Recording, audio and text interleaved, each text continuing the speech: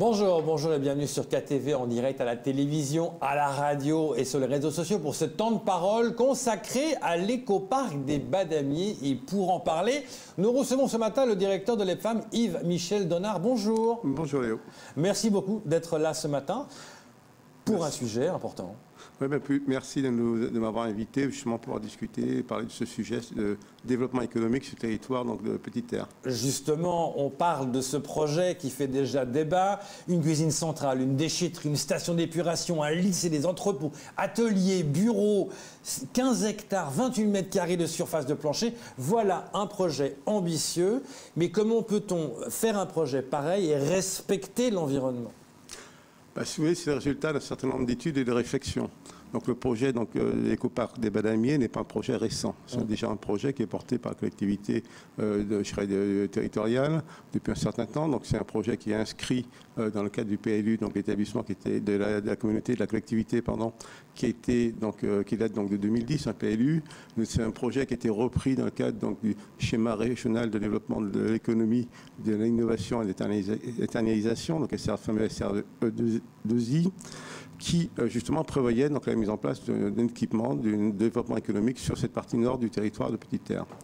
Alors, quand je dis que c'est le fruit donc, de toute une série d'études, oui, on a abordé, nous sommes aujourd'hui à 3 ans quasiment d'études, donc pour intégrer l'ensemble des contraintes de ce site, puisqu'il y a des contraintes donc, environnementales, vous avez des contraintes donc, aussi de servitude, on dira, donc, qui existent autour des équipements déjà présents sur le site. Vous avez donc les cuves de Total, vous avez donc la poudrerie, vous avez donc tout le réseau de radio-télécommunications, vous avez aussi EDM qui est présent sur le site, donc c'est déjà un site qui a déjà une vocation donc, de développement, on dira, économique, qui a déjà un certain nombre d'entreprises qui sont présentes, qui présentent aussi un certain nombre de risques autour. L'objectif, c'est donc de continuer à développer ce secteur, justement, pour le rendre aussi peut-être plus attractif vis-à-vis des entreprises mahorais. Ce projet était un projet qui a surtout été relancé en 2018, surtout au conflit social, où la Petite Terre se retrouvait coupée de tout. Ouais. Quand les barges ne fonctionnent pas, il n'y a pas d'approvisionnement sur Petite Terre. Donc la volonté des élus de Petite Terre a d'abord été de trouver un secteur dans le logistique où on pouvait donc stocker pendant quelques temps, peut-être d'avoir un stock tampon pour permettre justement d'assurer la vie d'une partie donc, des habitants de Petite Terre. Oui, je me rappelle, c'est un projet ambitieux quand même. Tout ce qui est proposé, est-ce que c'est trop beau pour être vrai ou c'est vraiment réalisable? Non, si vous voulez, donc aujourd'hui, le territoire, globalement, le département de Mayotte a besoin d'être équipé, a besoin d'être développé. Si l'État a décidé de mettre en place un établissement public d'aménagement, c'est pour intervenir aux côtés des collectivités pour aider à concrétiser un certain nombre de projets. Il y a eu de très gros projets qui datent déjà de 2009, sur lesquels nous travaillons aujourd'hui. Je prends l'exemple de la ZAE de Malamani. Nous avons aussi parallèlement un certain nombre de projets de ZAC de Loujani, qui date de 2009, nous avons 2007 même de ZAC de Loujani. Nous travaillons donc aussi avec la ville d'Embeni sur la ZAC de Tsarane de l'Embeni. Nous sommes aujourd'hui, en fait, on essaie donc de concrétiser aujourd'hui, d'accompagner les élus du territoire à concrétiser l'ensemble de leurs projets. Quel rôle de les femmes, justement, vous êtes là aussi. Et c'est un bien pour ça, c'est votre rôle. Vous avez l'habitude de tout ça. Et vous avez mis en place un système sur Internet où les gens peuvent donner leur avis. Oui, on parle pas tout à l'heure de protection de l'environnement. Donc aujourd'hui, justement, le législateur a mis en place un outil de démarche qui permet d'associer la population au choix, donc définitif. Donc aujourd'hui, cette phase de concertation a démarré, donc elle se fait pendant 1 mois. C'est qu'une première étape de la phase de concertation, puisque nous sommes au tout début donc, des études. L'objectif, c'est de pouvoir donc, permettre à monsieur le préfet de créer la ZAC donc, des Badamiers. C'est juste un périmètre au sein duquel il va falloir continuer à poursuivre les réflexions avec aussi la population, avec les élus du territoire. Donc, à l'issue de cette première étape, donc une fois que l'arrêté de création sera pris, on va travailler sur une deuxième phase qui est le dossier de réalisation. Donc, on va rentrer dans une phase beaucoup plus concrète pour arriver donc, à préciser le projet en fonction aussi donc, de l'intégration des remarques qu'on peut avoir pendant cette phase de concertation. Donc, elle est très importante pour nous. Il faut surtout que la population de Mayotte n'hésite pas à intervenir, à préciser, peut-être qu'il y a des choses sur lesquelles nous passons à côté. Vous savez, malgré les bureaux d'études, malgré notre connaissance aujourd'hui un peu du territoire, on travaille de façon très proche avec les élus, on arrive à voir bien cerner les enjeux de ce territoire, mais on peut toujours oublier 2 ou 3 points qui sont 2 points de détail. Je prends l'exemple, s'il y a des vestiges archéologiques sur le site, s'il y a une connaissance du site qui fait que, ben oui, on va essayer de la prendre en ligne de compte. Simplement, vous avez parlé tout à l'heure de station d'épuration. Il y a aussi un projet de déchetterie qui va venir aussi sur le site. Ce n'est pas porté directement par l'établissement. Ce sont donc les autres acteurs du territoire, notamment SMEAM, qui construit cette unité, et pour tout le territoire, le petit terre. Ce ne sera pas uniquement pour la zone d'activité économique, pour l'écoquartier, donc des Badamiers. Nous sommes bien pour un élément de réponse pour protéger le lagon qui est porté par les élus donc, du territoire. Autre chose, vous avez mis l'accent sur l'agriculture. L'agriculture très présente sur le site aujourd'hui sera valorisée par une filière de transformation sur site. Alors, il y a deux aspects. Vous voyez, donc l'EPFAM a plusieurs casquettes. Oui. Alors, malheureusement, dans l'esprit de beaucoup, nous sommes établissement public foncier. Non, nous sommes d'abord aménageurs du territoire, et c'est le foncier au service de l'aménagement, qui soit porté par l'établissement ou porté par les collectivités. Notamment, on accompagne le rectorat de la recherche de foncier pour la construction de collèges, des lycées, mais aussi de cuisines centrales. D'où le projet tel qu'il est prévu sur les Badamiers. Nous intervenons aussi dans le domaine de l'aménagement agricole, puisque nous sommes la loi, nous fait rejouer le rôle de SAFER à Mayotte. En fait, toutes les missions des SAFER sont exercées par l'établissement public foncier de l'aménagement de Mayotte. SAFER, c'est produire du foncier, le mettre à disposition des agriculteurs, les accompagner en partenariat avec les autres acteurs du territoire, donc que ce soit la DAF, que ce soit la CAPAM, que ce soit les syndicats professionnels. Donc on travaille ensemble en fonction des opportunités, donc pour la maîtrise du foncier et l'installation d'agriculteurs. Donc sur la pointe des Badamiers, il y a un foncier, il y a des grands espaces agricoles qui ont eu des vocations agricoles. L'objectif, c'est de voir comment on peut contribuer à renforcer cette vocation et permettre aussi la partie transformation sur site d'une partie de ces produits. Il y aura déjà la cuisine centrale, puisqu'il s'agit d'alimenter la cuisine centrale d'abord, mais nous sommes aussi dans une démarche qui vise à pouvoir proposer, offrir un certain nombre de produits, on dira locaux, issus de l'agriculture locale. C'est un projet ambitieux à 30 millions d'euros. Comment ça va être financé ? Écoutez, donc les 30 millions d'euros, c'est une estimation, on dira, que nous avons menée à l'étude d'une première réflexion d'avant-projet. L'objectif, c'est d'avoir peut-être une enveloppe à laquelle on ne va surtout pas déroger. C'est vraiment l'ambition que nous avons, c'est qu'on puisse travailler sur un modèle économique. Alors, comment c'est financé ? Il y a deux sources de financement principales. La première, c'est la vente de charges foncières, c'est-à-dire que le foncier équipé, il sera vendu. La question de savoir s'il est vendu à chaque artisan ou pas, ou il sera vendu peut-être à un organisme qui mettra en location le foncier. L'objectif, c'est de pouvoir regarder dans quelle mesure, à quelles conditions on arrive collectivement à maîtriser ce foncier qui sera équipé avec de l'argent public et de limiter quelque part un peu la spéculation sur les aménagements réalisés par le public. Il y a un certain nombre d'exemples sur ce territoire, les élus du territoire souhaiteraient y remédier.